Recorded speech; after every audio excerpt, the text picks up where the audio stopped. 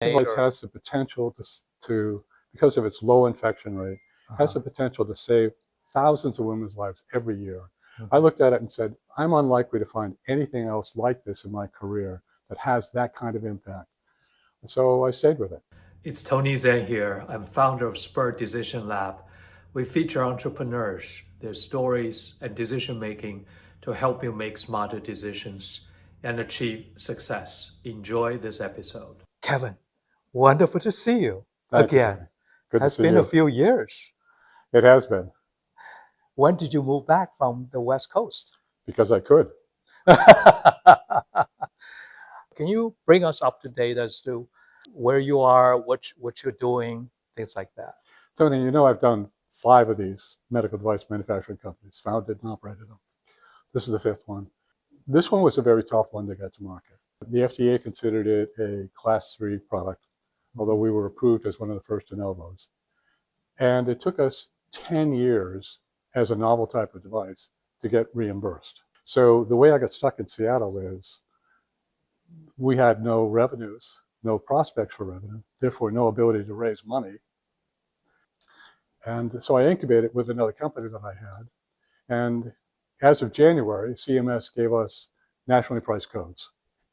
And when that happened, I immediately sold the other company and moved back. Wonderful. Welcome back. Thank you. We'd love to see you back here. So it's 10 years since you started this company. Along the way, there must be a lot of hurdles or setbacks. Can you Well, I started it 12 years ago. And when we got FDA approval, we went to market thinking, this would be the usual thing where you fight individual claims and then eventually they'll start to pay. We went to the American Neurological Association conferences twice. 1,200 urologists signed on wanting to prescribe. We think we're on a rocket ship to the moon. We knew that we were addressing a big need. And then we found out that Medicare had issued a non-payment policy. And it took forever to get rid of that. And then it took forever after that to get appropriate reimbursement. And it's because the system is not set up for breakthrough technologies. There have been a lot of attempts to fix it. The most recent one is called Rapid.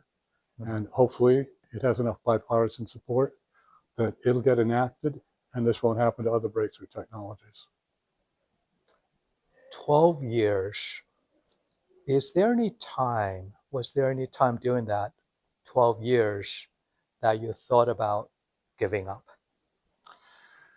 No, but there were times where I thought I was stupid not to. So what made you continue pushing forward? Why did you make that decision to stay with it despite of all the This device has the potential to, because of its low infection rate, has the potential to save thousands of women's lives every year. I looked at it and said, I'm unlikely to find anything else like this in my career that has that kind of impact. And so I stayed with it. Wow. And I'm stubborn. Most entrepreneurs are stubborn. Now it sounds like it's finally paying off and you got all of these reimbursement codes. Now we are going to the capital market in a tough market, particularly for MedTech, and have to raise money. But we're excited. We finally get our chance and we want to change practice. Wonderful, wonderful. I think you have created something that's truly remarkable. Got all the signals and indications from the marketplace that this is something that patients will benefit greatly from.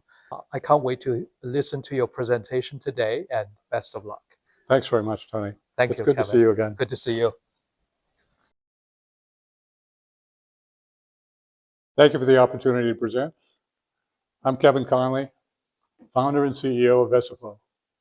This is the 5th medical device manufacturing company that I founded and operated. The previous 2, SRS Medical and Personal Med, are also in urology. I work with a lot of smart, dedicated people, notably including our COO, Susan Robinson, and also including urologists who are leading experts in voiding dysfunction. I'm here to talk about urinary catheters.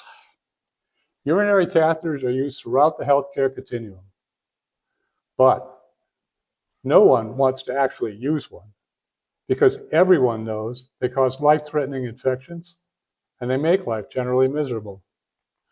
But 500,000 American women have no choice. They have neurologically impaired bladder function. They have to use urinary catheters every day for the rest of their lives. They are desperate for an alternative. Fact is, catheterization is an unnatural process. Catheters are just tubes that passively drain urine. Natural urination is an active process. That's why we took a very different approach to this. This is the inFlow voiding prosthesis. It's a monthly insert with a valve pump mechanism that's controlled by our non-contact energy transfer. The way it works is the user sits on a normal toilet. She pushes the remote control on the device.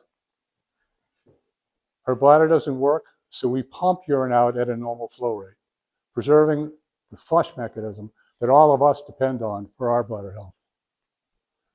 When she's done, she lets go of the button. We engage a valve so she doesn't leak.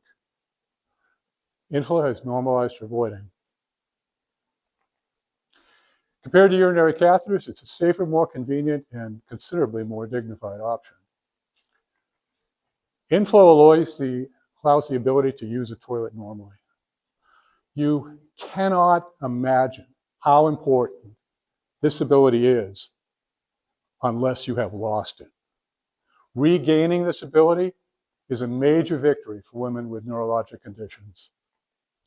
Patients say the inFlow is life-changing. Physicians say it has unique clinical value.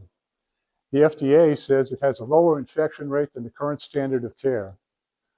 CMS called it an important life-enhancing technology. As for the market, according to the medical literature, there are at least 500,000 US women who need this device. Our clinical experience is about half of them are going to be good device candidates. These are complex patients. So when we calculate the TAM, it's conservative. We take 250,000 women. They're going to use 12 devices a year. That's 3 million devices. Medicare pays $500 per device. It's a $1.5 billion market for this product. So here's what we know as we go to market. There is a long-standing need for alternatives to catheters. And inFlow is clinically superior to anything that's out there. And it fits seamlessly into current practice. So I brought a lot of stuff to the urology market. Never seen anything like the excitement that we have for the inFlow. Over 800 US urologists have already indicated their interest in prescribing. And inFlow generates recurring revenues. Our patients have incurable conditions. They need a new device every month. They generate revenues of $6,000 a year, most likely for the rest of their lives.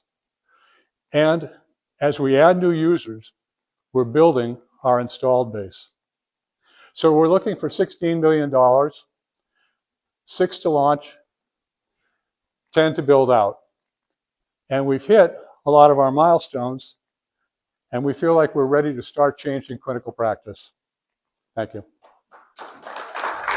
Now you have heard of the story and the investor pitch. Where are you on your startup journey? What decisions are you wrestling with? Comment below or take a quick survey and we'll let you know right away how investor ready you are.